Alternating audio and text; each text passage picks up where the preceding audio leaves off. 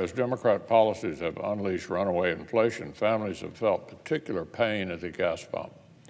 Since President Biden took office, average gas prices have climbed nearly $2. $2. The Biden administration wants to claim that a full year's worth of price hikes were all caused by a war Putin started 3 weeks ago. But this fictional version of events doesn't fool anyone. 2 years ago, then candidate Biden told everyone he was ready to wage war on the most reliable forms of American energy. Quote, "No ability for the oil industry to continue to drill, period. It ends." That's President Biden. Quote, "I guarantee you we're going to end fossil fuel." In other words, either the Biden administration has a shaky understanding of supply and demand, or soaring energy prices have been baked into their agenda right from the beginning. For 14 months now, energy policy has followed a disturbing pattern. First, the Biden administration rolls out a direct attack on American energy, then working families feel the pinch, and then Democrats try to deflect the blame. Take the Keystone XL pipeline. President Biden made canceling it a day one priority. Then, as gasoline, diesel, and other energy prices climbed, the White House justified itself by saying the project would have taken years to affect prices anyway.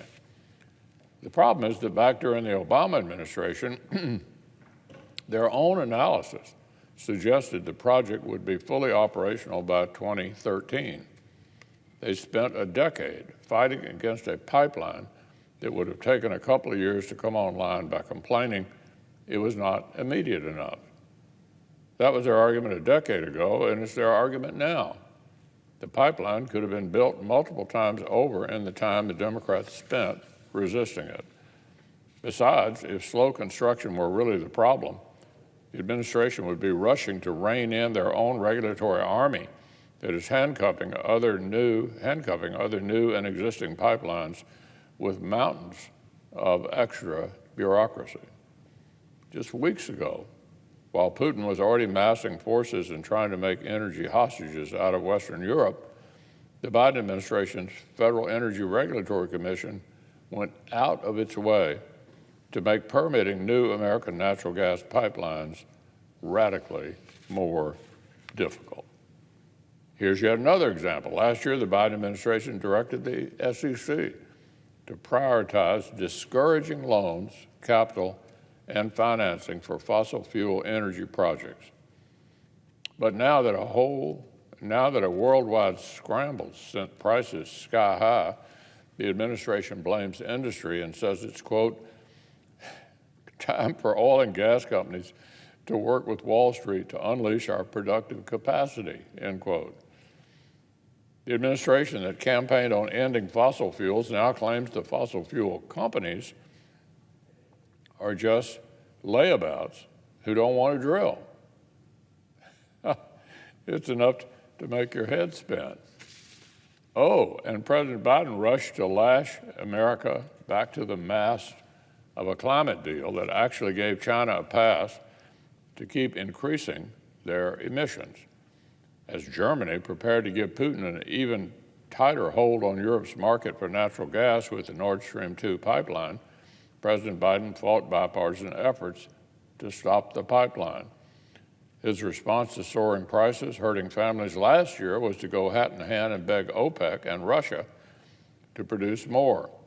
And now that Russia has invaded Ukraine, the Biden administration is reportedly exploring more imports, listen to this, from Venezuela and Iran. Totalitarian regimes with contempt for human rights and the environment. So it turns out the Biden administration doesn't mind fossil fuel production after all. They just don't want to buy American. The administration will buy oil from the supreme leader of Iran. They'll buy oil from Maduro. If North Korea had oil, they'd probably try to buy that too. Anything to avoid keeping those jobs and that energy independence right here in the USA.